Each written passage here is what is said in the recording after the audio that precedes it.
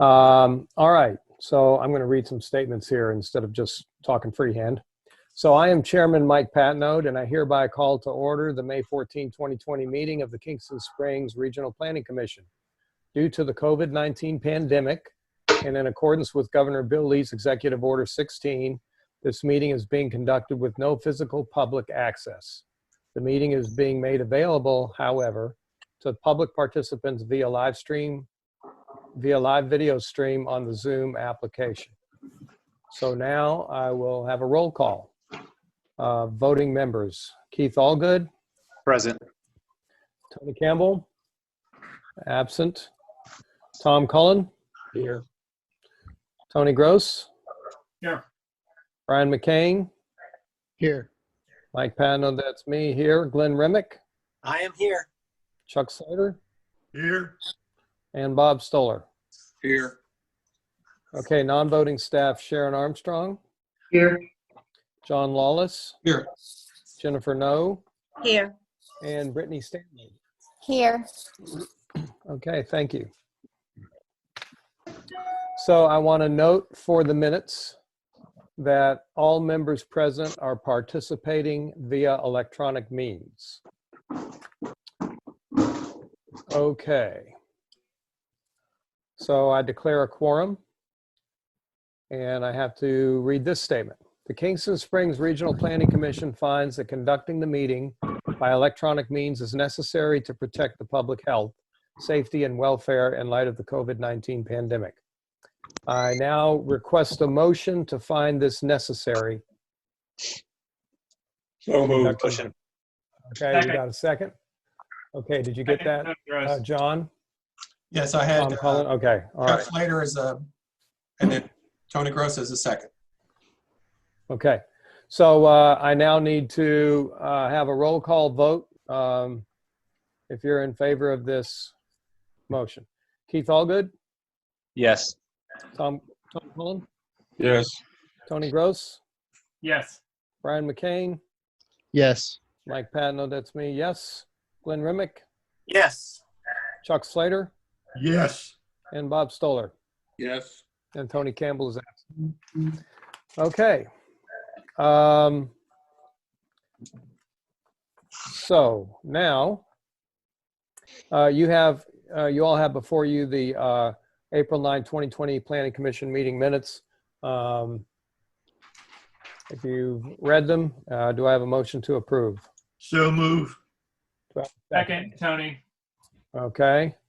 You got both of those, John? Yes, sir. Okay, so I have to take a roll call vote on approving the April 9 minutes. Keith Allgood? Yes. Tom Cullen? Yes. Tony Gross? Yes. Brian McCain? Yes. Mike Patnode, yes. Glenn Remick? Yes. Chuck Slater? Yes. And Bob Stoller? Yes. Okay, thank you. So the motion passes to approve the Planning Commission minutes from April 9th. And now we have in front of you the May 14th Planning Commission agenda.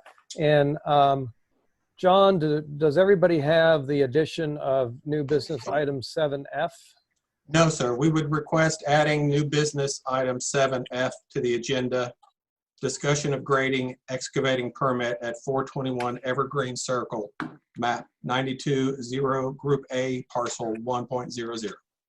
Okay. Do I need to vote to approve that, or can I just say let's add it? The motion to approve the agenda as amended. As amended, okay. So do we have a motion to approve as amended? So move. All right. Second, Tony. Okay. All right. Okay. Let me go back to that roll call vote. Here we go. Keith Allgood? Yes. Tom Cullen? Yes. Tony Gross? Yes. Brian McCain? Yes. Mike Patnode, yes. Glenn Remick? Yes. Chuck Slater? Yes. And Bob Stoller? Yes. Okay, so the minutes are approved. That was item 5. And so item 6, old business, there is none. So moving on to new business, item 7. I see John's bringing up the agenda on the screen. Everybody see that okay? Or do you have a copy in front of you? Yes. Okay. All right, anybody know? All right. Okay, so the The first item, 7A, next level instructional baseball. Consideration of the plat, site plan, and design review on East Kingston Springs Road, map 96K, Group C, parcel 28. And who will speak to that? I will, Mr. Chairman. Okay, thank you, Sharon. In conversations with the applicant, they were not prepared to submit the plans for this meeting, and they requested to be deferred to next month. Okay, so that's all on item A? It is. Okay, thank you. And John, you just weigh in if I need to do anything different here as we go along. Yes, sir, you're doing great. Okay, so new business item B, change of use, AK Lubin Auto, 134 Petro Road, map 96M, Group B, Hey. parcel 3.01. I'm sorry, Mike. We Yes? just need a motion to defer. Oh, we need, okay, thank you, Jennifer. So I need a motion to defer item A, next level instructional baseball to next So month. moved. Okay. Second, Chuck. Okay, you got that, John? Yes, sir. Okay, so we'll vote. Keith Allgood, Yes. Tom Cullen, Yes. Tony Gross, Yes. Brian McCain, Yes. Mike Patnode, yes, Glenn Remick, Yes. Chuck Slater, Yes. and Bob Stoller. Yes. Okay, thanks for that, Jennifer.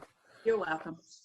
Okay, so item B, change of use, AK Lubin Auto, 134 Petro Road. Who's going to speak to that? I will. Okay, who is that? Paul Shedd. Okay, hi, Paul. Hi. All right, go ahead. So want to add in minor auto repair services, as in brakes, tune-ups, just minor stuff is that. Okay.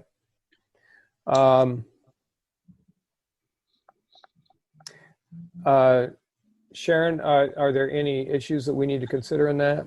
Aaron, property was originally approved, as you know, as an auto lube. This is an added service that is allowed within the C2 zone as a motoring service for the public. I requested that the applicant file for a change of use, and that's all that's required. It's just the blessing. Nothing will change on the building or the site. They may have plans to expand the building in the future. If so, they will bring a renewed site plan back to the planning commission. But this Okay, to approve the additional use rather than a change in use. okay. So do I have a motion to approve the additional use for AK So Lubin Auto? moved, Chuck. Second, Okay. Tony. Okay, thank you. Any questions or discussion on the motion? Oh, okay, hearing none. I will take a roll call vote for that additional use. Keith Allgood, Yes. Tom Cullen, Yes. Tony Gross, Yes. Brian McCain, Yes. Mike Patnode, yes, Glenn Remick, Yes. Chuck Slater, Yes. Bob Stoller. Yes. Okay, the motion passes. Thank you, Paul, and thank you, Sharon. Item 7C, Dillard Trust, consideration of final plat for a major subdivision, 10 lots, Mount Pleasant Road, map 99, parcels 11.0, 11.01, and 13.0, parcels located in the R1A low density residential district, not in a regulated firm flood zone. By the way, I don't want to do this because it's near my house. I'm just kidding. I'm just kidding. We're all too serious here. Okay, so on that, who's going to discuss this one? I will, Mr. Chairman. You saw the preliminary plat for this a couple of Right. months ago. Right? Since you saw the preliminary plat, there have been a couple of changes. One, we asked the applicant to identify the steep slope areas on the plat as required by the subdivision regulations and the zoning ordinance. They have done so. We asked them to identify the sewage system, both primary and duplicate. That has been done as well. And the lot number has been reduced from the original 12 lots proposed to 10 in order to accommodate the sewage and drainage for the lots. And Mr. McCain has drafted this plat, and as he has drafted the plat, I will ask him to recuse himself from the vote. Okay. Are there any issues that you see with this, Sharon? No, there are none. It Okay. complies with subdivision regulations and the zoning ordinance. And so what is the motion that we'll be voting on in terms of considering this? It is the approval of the final plat for Pleasant Hill subdivision on Mount Pleasant Road, consisting of 10 lots. Okay. So this is moved. okay. Do we have a second? Second, Glenn. Glenn, go ahead. Okay. So we have a motion for approval of the final plat for this major subdivision. Do we have any discussion or questions? I have a question. Yes, sir. Is that Tom? Tom Cullen. Yeah. At the preliminary meeting, I was one of 2 votes in the negative regarding this issue, and the concern then was the number of curb cuts along this heavily traveled road in a relatively short amount of space. And I asked the applicant whether or not they could relook at the layout of these lots to minimize the number of necessary places where you could go onto the road by perhaps redoing the lot design. And I was wondering if there was any effort at all on the part of the applicant to do that. Yes, sir. Go ahead, Sharon. Kane, would you like to address that, or would you like for me to do so? Don, is Brian muted? No. Okay. Yeah, really the only way to reconfigure this to make where we could actually have access by a limited number would have been to maybe have another road involved there. And that's just not, that wasn't feasible. So we did reduce the lots from 12 to 10. But other than that, there was really no design that I come up with that would actually reduce the number of, or reduce the access points other than building a roadway, which would incur a tremendous amount of cost. Thank you. Okay. Any other questions or discussion on this motion? Okay. Thank you, Tom, and thank you, Brian. So hearing no other discussion or questions, I will take a roll call vote with Brian McKing being recused from this vote to approve that plat. Keith Allgood? Yes. Tom Cullen? Yes. Tony Gross? Yes. Brian is recused. Mike Patnode, yes. Glenn Remick? Yes. Chuck Slater? Yes. And Bob Stoller. Yes. Okay, thank you all. The motion passes. All right. The next item on the agenda, 7D, LaBerge consideration of zoning change from request from E1 to R1 on Wildlife Trail, map 98, parcel 157. Who will talk to that? I will, Mr. Chairman. We come by this request to rezone the property from E1 to R1 because of the contractual relationship of the Kingston Springs Regional Planning Commission with the County Commission. So this actually lies within Cheatham County, not within the Springs, but it lies within our growth area, and we are tasked with the responsibility to review that in conjunction and in compliance with their regulations. This particular lot is the last parcel within the growth area boundary that adjoins Kingston Springs, Tennessee. I had questions as to the availability of water because that dictates lot size within the county. If there's no public water, the lot cannot be smaller than 3 acres regardless of its zone. I was informed by the Second South Cheatham Utility District that public water is available on this lot. The desire of the applicant is to rezone this property from E1, which is an estate zoning in the county that requires a 3 acre lot, to R1, which requires a 1 acre lot. There is no R1 contiguous to this particular parcel. The closest R1 lies completely to the other side of this somewhat large subdivision. This lies in the ranchettes that you're all familiar with. So my consideration would be that if you recommend a rezoning from E1 to R1, it will apply to the E1 district, from E1 to R1.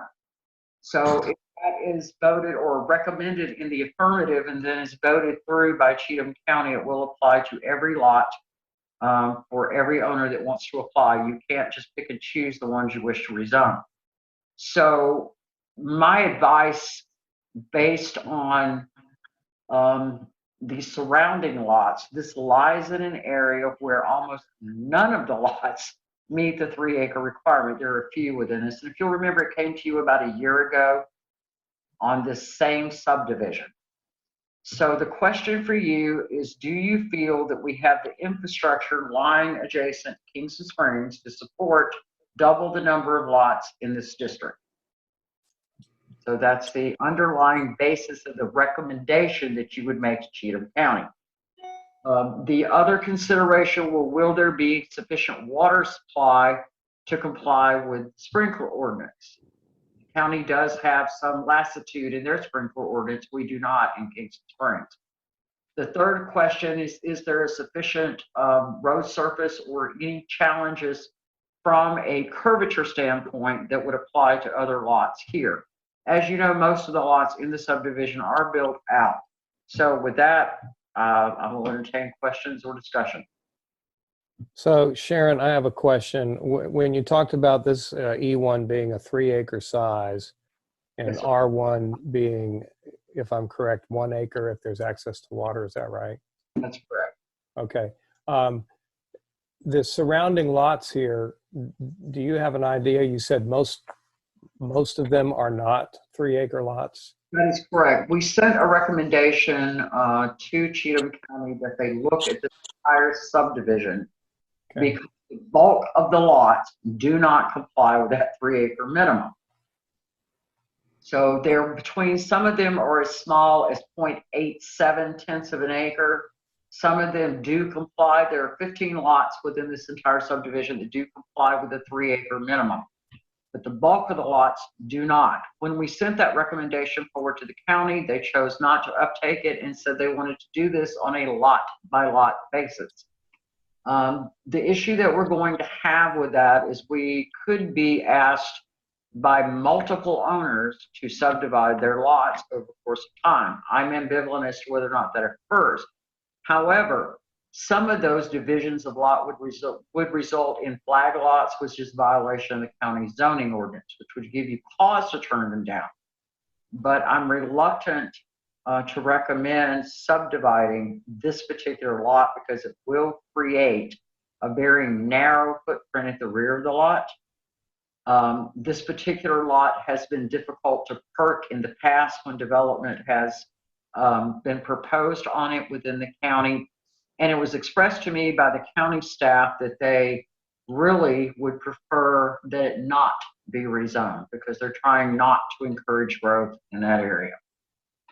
So, okay, thanks. I have a follow-on question. So if many of the lots in this area do not meet the 3-acre size, is the subdivision overall E1? I would say that it's designated E1, but it does Okay. not have circumstances of E1. The compromise to the owners of lots that are developed, because they have a non-compliance issue with zoning, it makes it difficult for them to expand their houses. It makes it difficult for them to do any further improvements on the lot because they are non-compliant with the zoning ordinance. Mm-hmm. So it becomes kind of a tangle. The ranchettes have been somewhat of a quandary for jurisdictions over the years. This is just one more example of that. But although it meets the 3-acre minimum, the topography and the perk in that area is somewhat challenging. Mm-hmm. Okay, thank you. Do we have other questions on this? I have a comment, Mr. Chairman. Yes, Tom sir, Cullen. Tom. Yeah. If you look at this photograph, the area to the left is part of Wildlife Trails subdivision. Yes, sir. And I think right now there are probably on the order of 35 or more houses in there. Many of them on lots from 1 to 2 acres. Yes, sir. And when that subdivision was developed, the developer brought in the water. And it runs along Wildlife Trail on the front of the property. And right now there's also natural gas out there, and electricity. So there are any number of lots that, as I said, run from 1 to 2 acres out there in that subdivision. On this particular lot, there is a tremendous elevation change from the road to the rear of the property, probably on the order of 100 feet or thereabouts. So it's going to make whatever's done there very difficult. Yes, sir. I would concur with what you're saying, Mr. Cullen, and it's another reason why I'm reluctant to rezone this, because the goal is to split it into 2 lots, which will make it even more difficult to accommodate the sewage, subsurface sewage systems that need to be done, because the state now requires both primary and a duplicate field for each septic system. So, Any other questions or discussion right now, or questions for Sharon? So I can add to that if it's okay. So I'm the owner of the lot. We've looked at this lot. We feel like there is room for both a primary and a secondary sewage. We've had the primary soil sample done. Feel like that's good. Of course, as you know, it's over 500 foot of road frontage, so it's not pressing 2 houses too close together. There is enough, though the elevation does change dramatically. I feel like there's room enough for a home and nice side yards on each side. So I think it fits. It will do what we're looking to do if you all decide that is in the best interest of everybody. So. And what is the acreage of that lot? It's 3+ acres. I'm not sure exactly. Okay. It's over 3 acres. Got it someplace here. Let me see if I got it here. Okay, no, that's fine, but it's in the neighborhood of 3 acres, right? Yes. Okay. Chairman, 3.62 acres. 3.62, okay.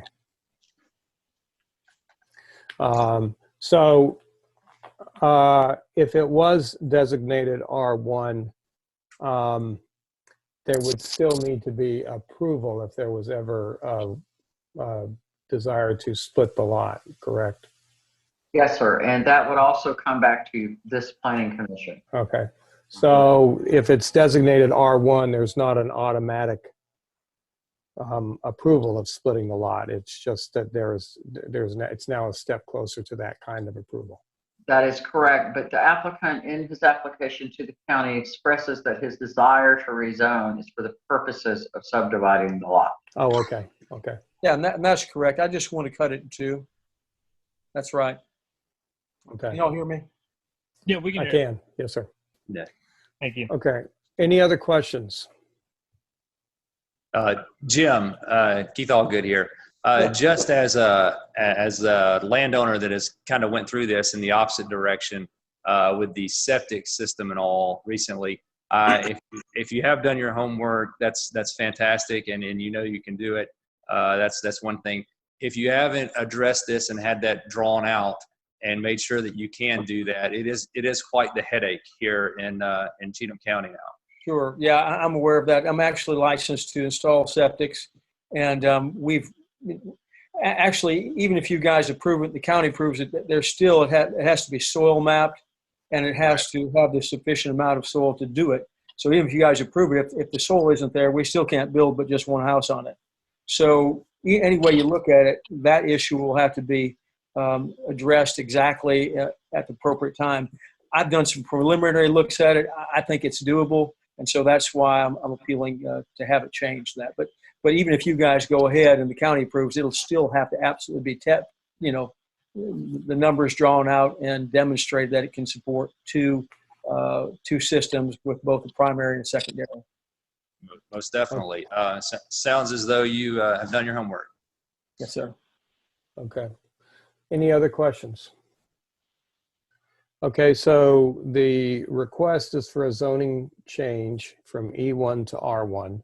A recommendation to the county for that, Mr. Chairman. I It's a so we would be recommending a zone change to the county. Right, right. Okay, that would be what we were doing.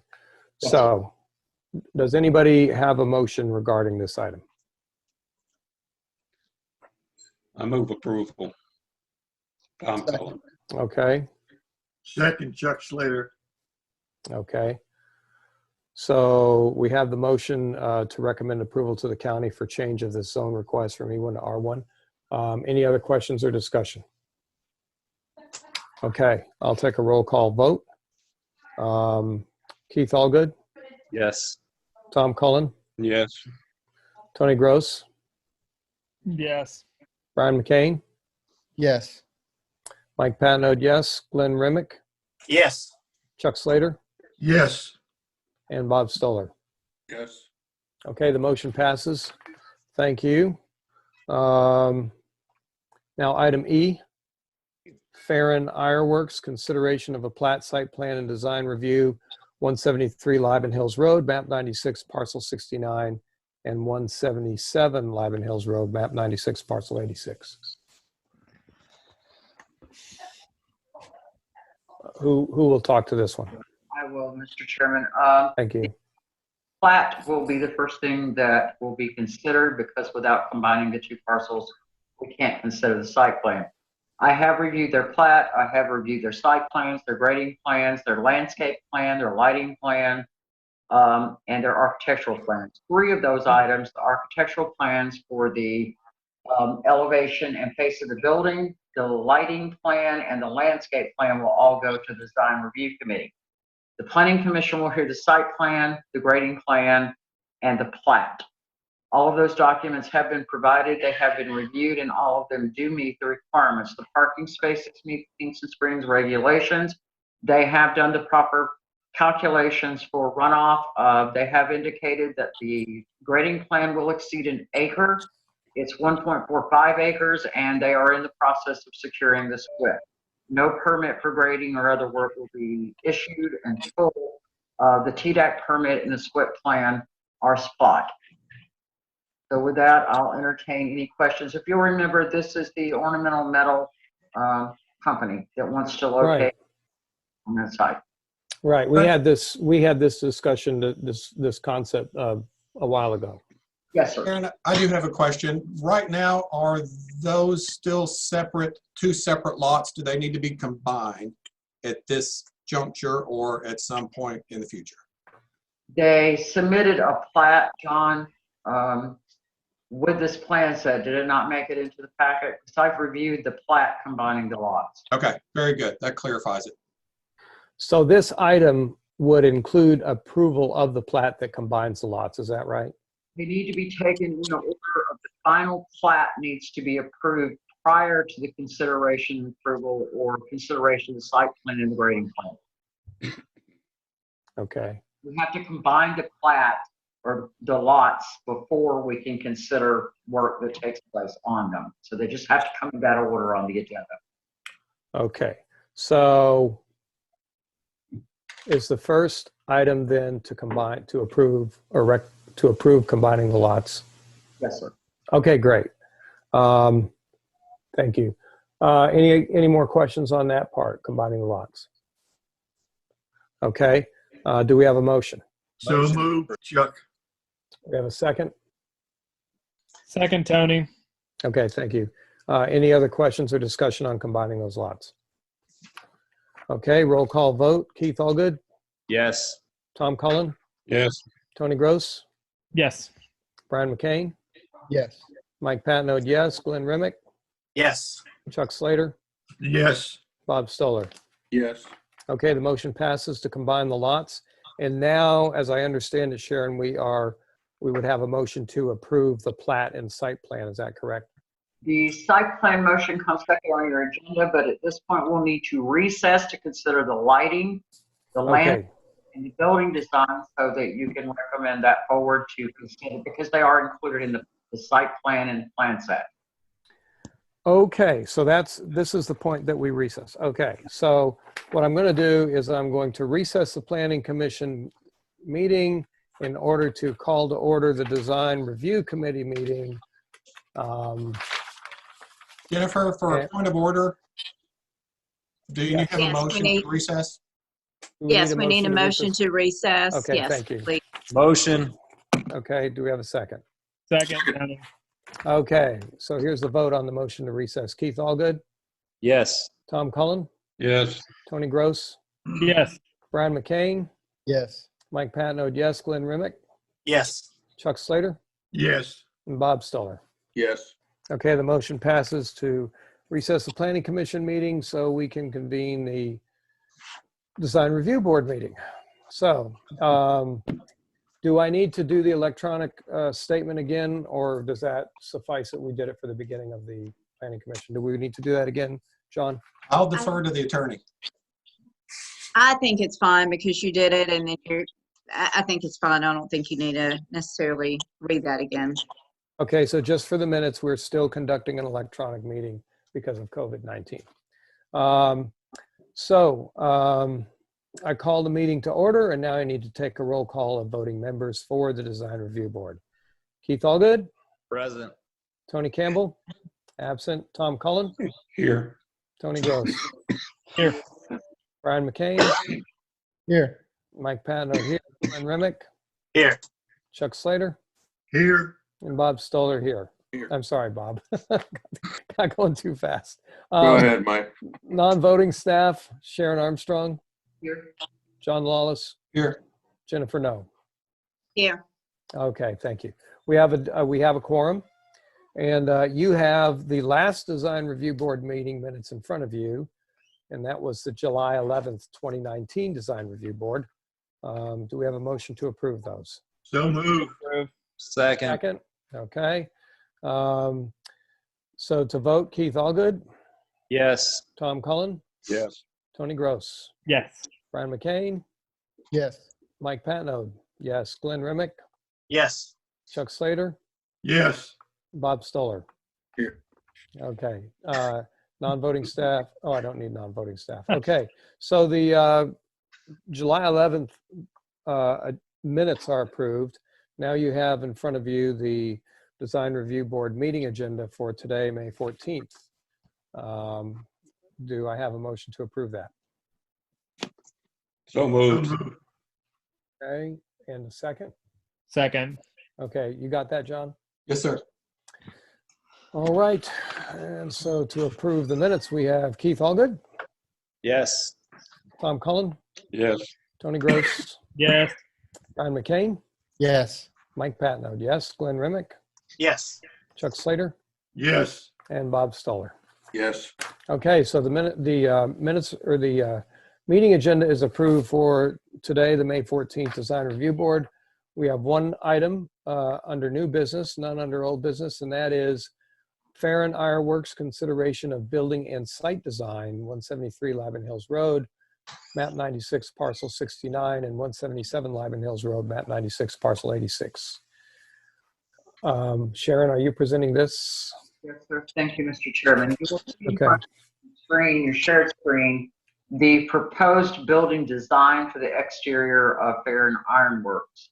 The guidelines are guidelines, as we've discussed in the past. They are proffering for your consideration a metal building with iron ornamental decorations and an iron ornamental address as their proposed exterior.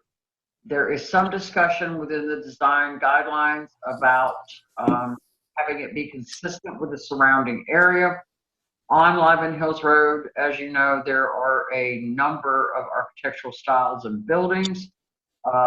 This is the interior shot that they provided as well, and a little closer view of the exterior shot. Their declaration is that it is representative of their business and what they did. So, John, these are the only two elevations that have been provided to you. The That's material correct. is a vertical metal siding with a metal ironwork sign that they will produce themselves with a fair amount of glass exposure on the outside of the building. So you'll need to consider this as item 1 for the site and architectural plan review. And whether or not this particular exterior facade meets with your or their C2 highway commercial location. Sharon, are there any variances that are in play here with this request? There are none. Your guidelines require you to find whether or not the exterior facade of a proposed structure is somewhat consistent with the surrounding area. So what you have in the surrounding area are several metal facade buildings. You also have some buildings that are not metal facade. So like most design review decisions that you're going to make, is somewhat subjective opinion, whether or not you think that they are consistent with the surrounding area.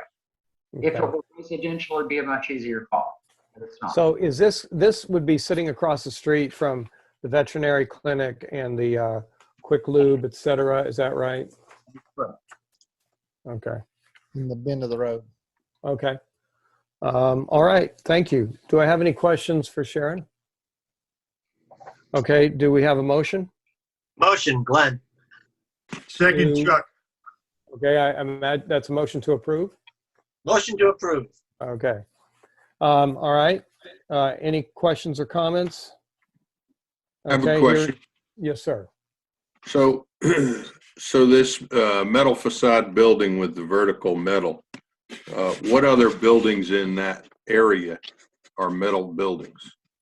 You got the box factory right next door. Dude's Liquors across the street. And the storage. All the storage. Okay. Okay. Any other questions? Okay, hearing none, we'll vote on this motion to approve the building and site design. Keith Allgood, Yes. Tom Cullen, Yes. Tony Gross, Yes. Brian McCain, Yes. Mike Patnode, yes. Glenn Remick, Yes. Chuck Slater, Yes. Bob Stoller. Yes. Okay, the motion passes.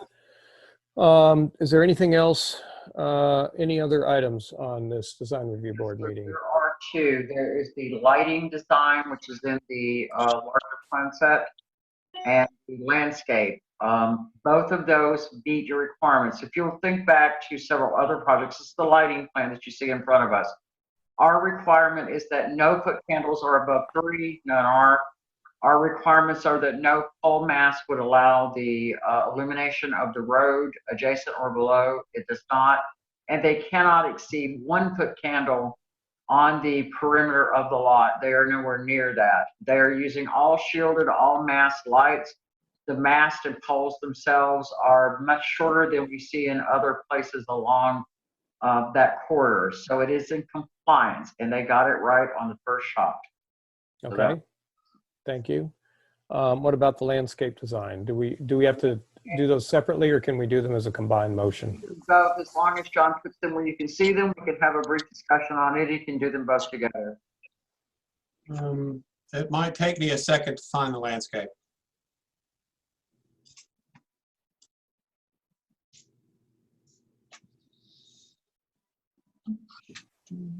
John, Cole Newton, the civil engineer. Hey, it's in the same, it was one sheet above the lighting plan. Okay, so it is in the civil. Gotcha. yes.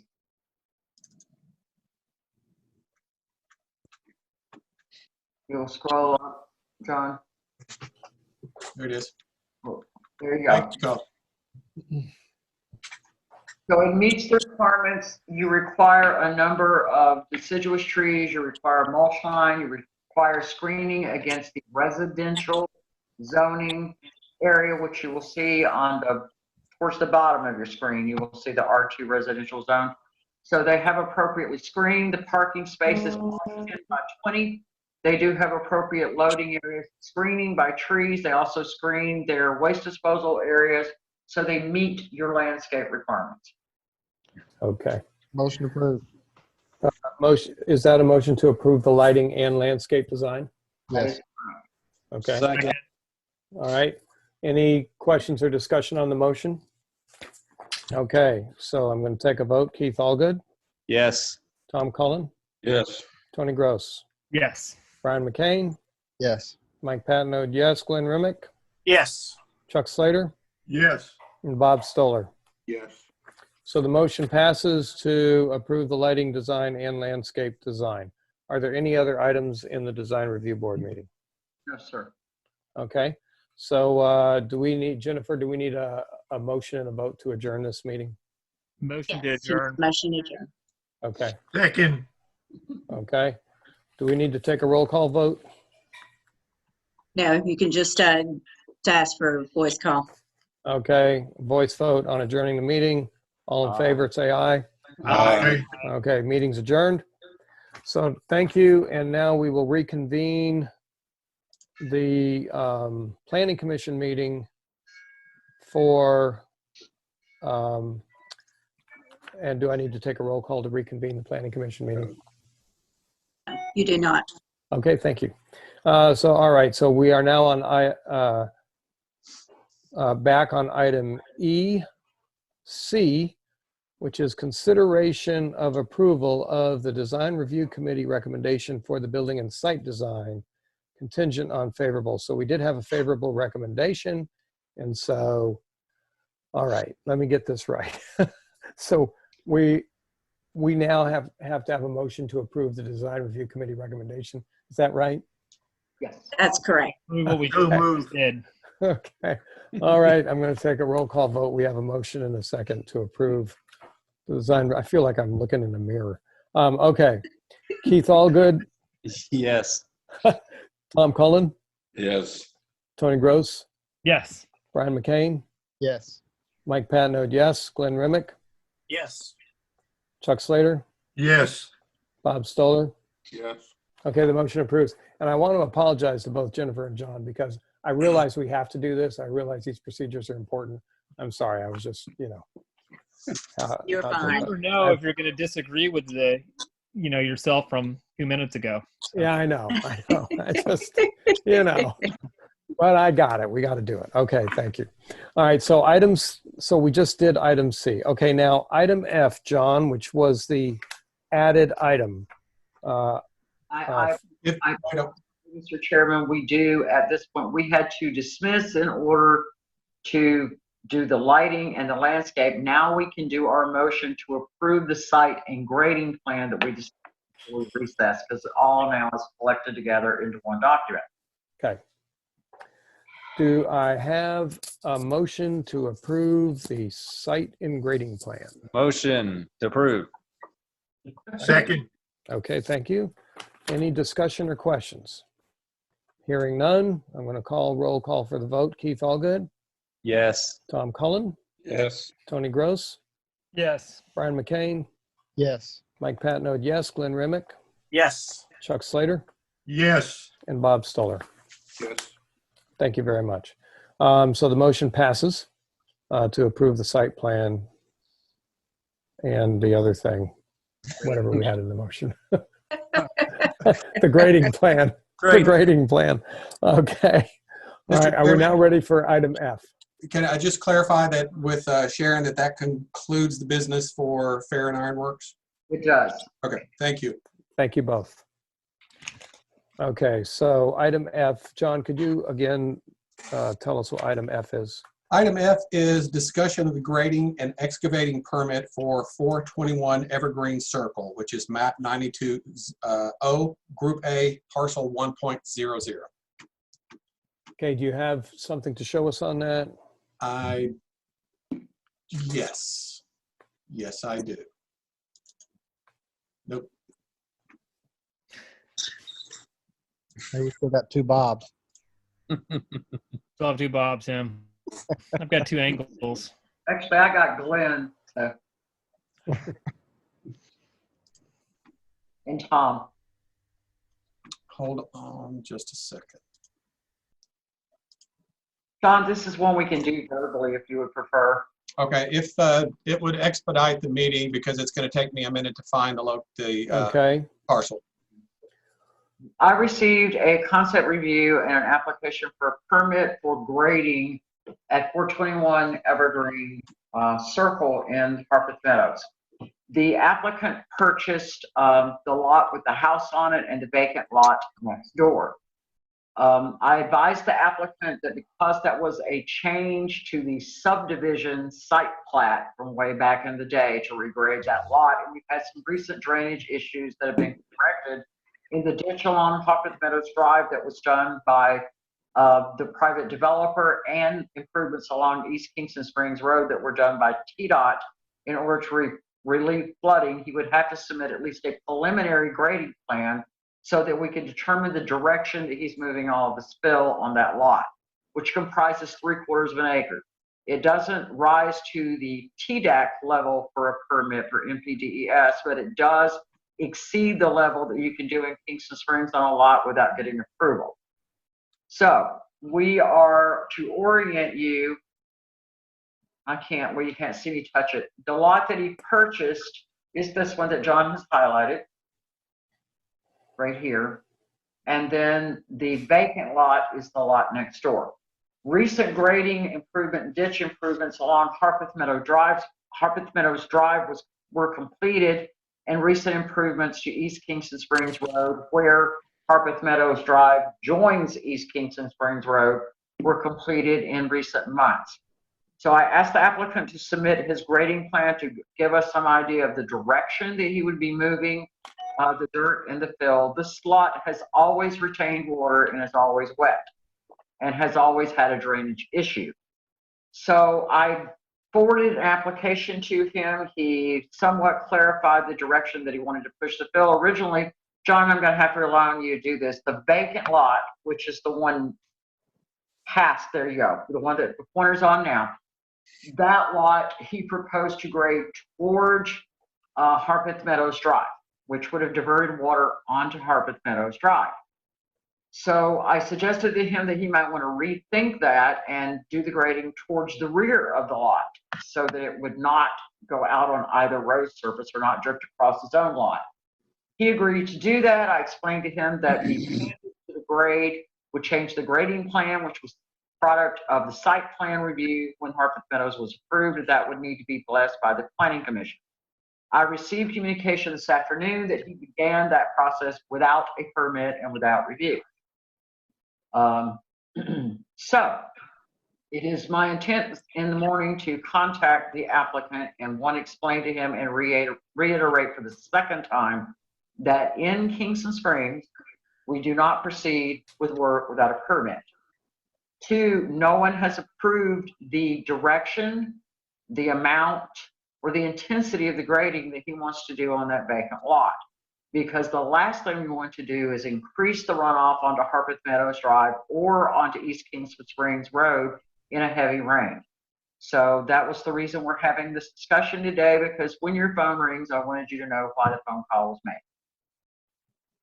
Okay. Thank you, Sharon. A question I have, and I can't see, the improvements on these lots, but if you push the water to the back of that lot, is it going to end up in somebody else's yard? I have advised him there is a natural depression on that lot, or it was a result of grading when the subdivision was put in.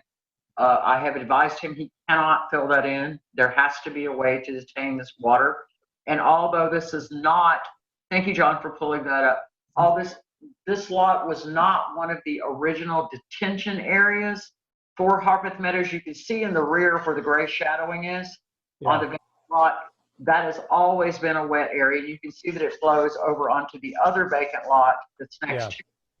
And I have advised him that he will need to excavate there in order to retain the runoff from his lot and the other lot, because he bought both of them on his own property. He cannot allow that grading to go onto other people's lots. We have regulations, the state has regulations prohibiting that.